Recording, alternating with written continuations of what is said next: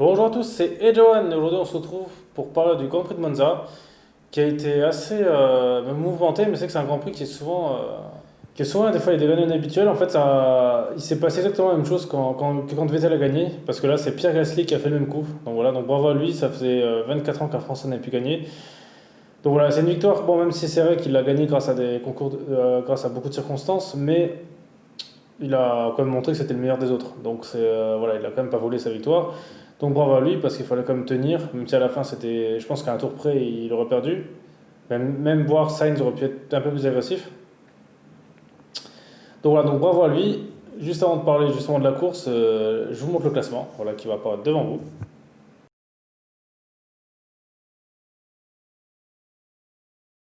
Donc voilà, c'était une très belle course de Pierre Gasly, voilà, qui a su être opportuniste et ça lui a permis de gagner sa première course. Donc je pense qu'il doit être content avec tout ce qui lui est arrivé dans sa vie parce que voilà, il a été chez Red Bull, il est retourné chez c'était Toro Rosso à l'époque. Il s'est fait cambrioler il y a pas longtemps pour la deuxième fois parce qu'il s'était déjà fait cambrioler avant. Donc voilà, donc j'espère pour lui déjà que sa coupe là, il va bien la mettre en usure parce que ce serait dommage que ça lui arrive encore quelque chose comme ça. Donc franchement bravo, ouais, donc bravo à lui parce il a quand même mérité. Voilà, donc il a quand même mérité la gagner parce que quand on regarde son coéquipier, la Kiat qui a fini très loin par rapport à lui, ça montre quand même qu'il sait conduire et que je pense que quand il était chez Red Bull et que ça allait pas, c'est qu'à mon avis la voiture ça devait pas être la même que Verstappen parce que je veux bien qu'il soit moins fort que lui, mais pas avec autant d'écart quoi. À mon avis, chez Red Bull, il doit avoir qu'une seule voiture. L'autre doit vraiment être moins bonne. Et je pense que là, Red Bull, ils doivent bien être écœurés de voir ça. Qu'au final, avec une AlphaTauri, ils arrivent à gagner alors qu'eux, ils n'arrivent même pas à le faire. Ils n'ont pas réussi. Donc, ça montre bien que Gasly, il n'est pas mauvais. Et je pense qu'il faudrait qu'il arrive à se trouver une autre écurie, qu'il parte de chez Red Bull. Parce que tant qu'il y aura Verstappen, il n'y aura rien moyen de faire là-haut. Donc, après, c'est à lui de voir.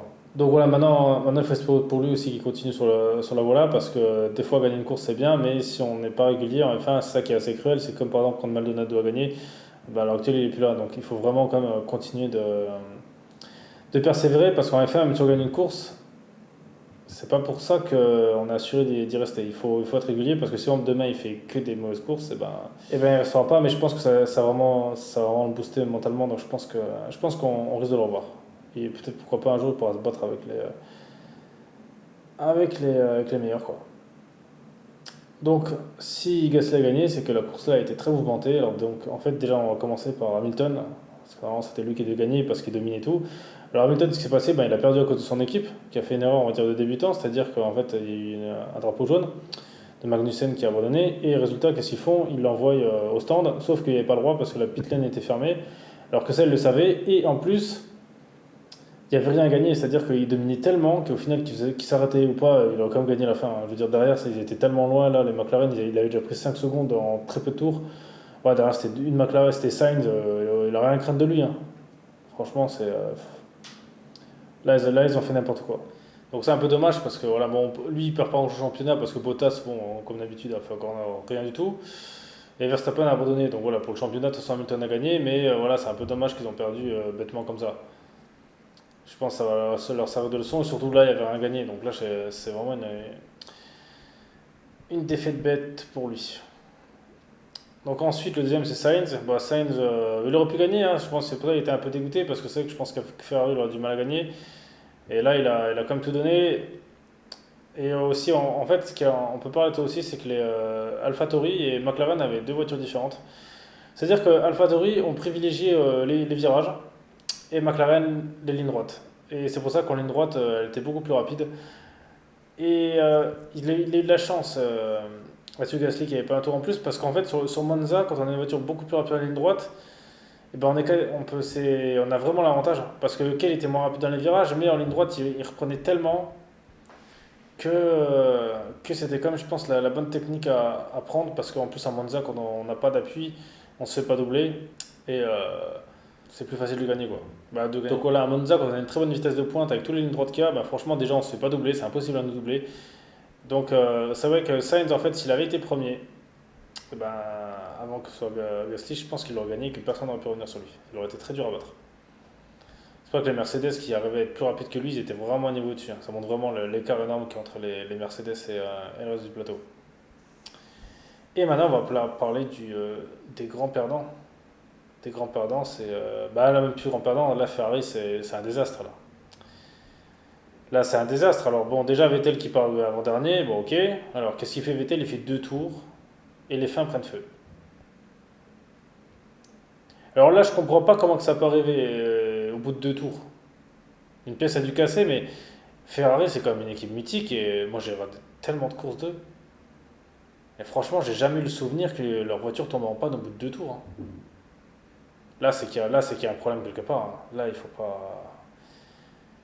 Là, il y a des gens en interne que ça va plus du tout. Là, hein. À mon avis, il faut. Je sais pas s'il faut resserrer la vis ou changer les gens, mais en fait, là, à l'heure actuelle, Ferrari, pour moi, ce qui est vraiment dommage, c'est qu'ils me font penser, en fait, on disait que c'est une équipe, donc voilà, une équipe mythique, et qu'ils se reposent sur leur laurier, et qu'ils se reposent sur leur laurier, et qu'il n'y a plus de.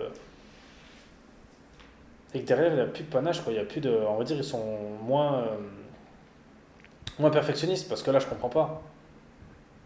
Là, ça devient grave quand même, parce que là au niveau qu'ils étaient, c'était zéro en plus chez eux. Donc, Monza, c'est un circuit qu'ils connaissent par cœur. Déjà en qualif, je sais pas, mais ils auraient dû réduire les appuis, je sais pas ce qu'ils ont fait, mais parce que là, les Alphas, c'est au même niveau, quoi. Alors je veux bien, mais alors si. Là, ils régressent, hein. Là, c'est de la régression, parce que c'est pas Alpha qui progresse, hein. C'est vraiment Ferrari qui régresse, et ils devraient, je sais pas, mais changeons moi, le châssis, les appuis, je sais pas, mais il y a un truc qui va pas. Et la deuxième Ferrari, donc Leclerc qui se plante. Leclerc qui a un accident, et moi je pense c'est un bon pilote, et je pense pas qu'il soit fautif au niveau là, parce que quand il réaccélère, voilà. Alors, donc la parabolique, c'est quand même un virage qui est pas si. On survit rarement là-dedans, parce que voilà, c'est quand même un virage qui est assez ample, et il a eu un petit peu de survirage, il l'a récupéré, mais il a pas réussi à tourner. Je suis sûr qu'il y a eu un truc. La voiture est inconduisible, parce que voilà, c'est pas le virage le plus compliqué. Pour moi, le plus compliqué à Monza, c'est Romain Scarry. La parabolique, franchement, ça va. Au pire, en général, dans le virage là, on sous-vire. On se sort large, mais là, il était tout droit dans le mur, quoi. Il l'a rattrapé, elle a glissé, je sais pas. Non, elle a même pas trop glissé, si on dirait un petit peu, mais tout droit dans le mur, donc là, je comprends pas. La voiture, à mon avis, on dirait qu'elle est de pire en pire, mais là ils disent, la Ferrari qu'ils sont en train de fabriquer un tout nouveau moteur, je veux bien, mais là, il n'y a pas que le moteur qui va pas, hein. Parce que s'ils font pareil qu'Alpha, c'est que le châssis est pas bon. Et de toute façon, il y a vraiment un truc qui va pas, parce que là, on n'a pas eu l'occasion de voir, mais le dernier Grand Prix, quand on voit dans les stratégies qu'ils sont pas sûrs d'eux, qui demandent, qui savent pas quoi répondre aux pilotes, qu'ils hésitent.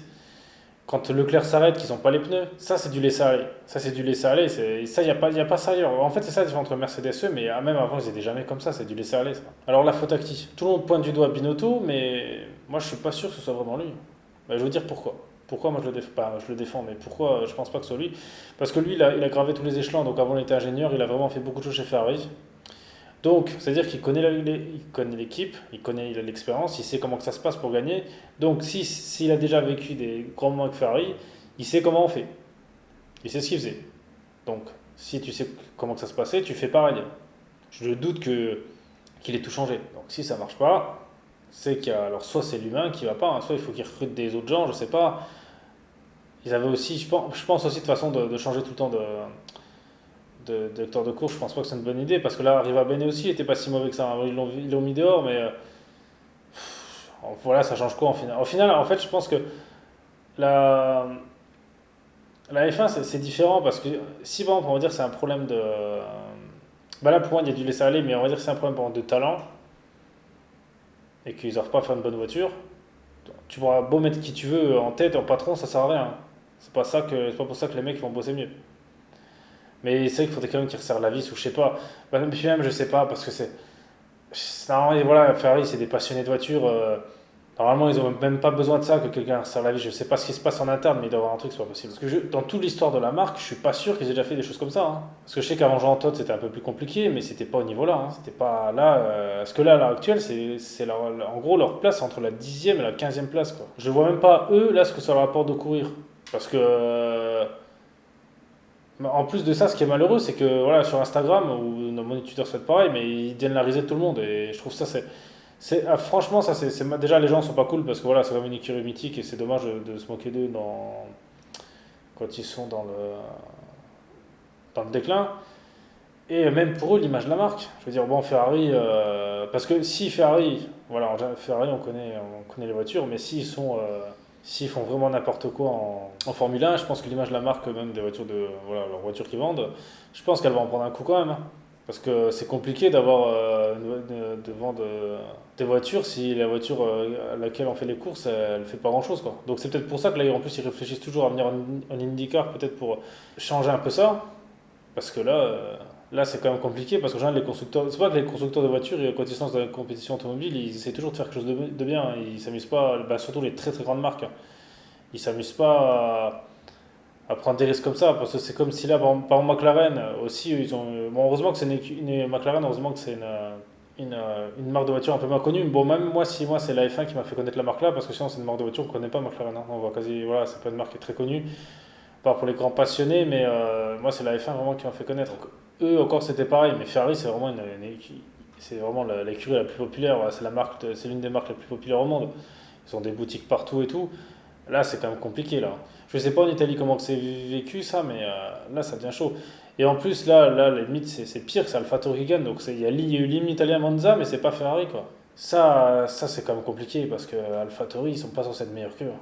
Parce que là, en fait, c'est pire que le Grand Prix d'avant. Parce que le Grand Prix d'avant, la voiture est pas bonne, mais là, elle termine même pas la course, quoi. Bon, je pense que Vettel, à mon avis, lui, il a dû abdiquer, voilà. Et on a eu parce que là, s'il s'est qualifié si loin, c'est qu'on dit il a abdiqué, donc il faut prendre Leclerc, mais bon, Leclerc non plus, il peut pas faire, il peut rien faire, hein. Ils ont de la chance en fait, Ferrari qu'ils ont un grand nom, hein, parce que sinon je pense que ça aurait pu être compliqué pour eux même de rester. C'est là, s'ils arrivent, en fait, ils arrivent à tout régler en une année, il faut faire le ménage, hein. Je sais pas, mais il y a un truc qui va pas.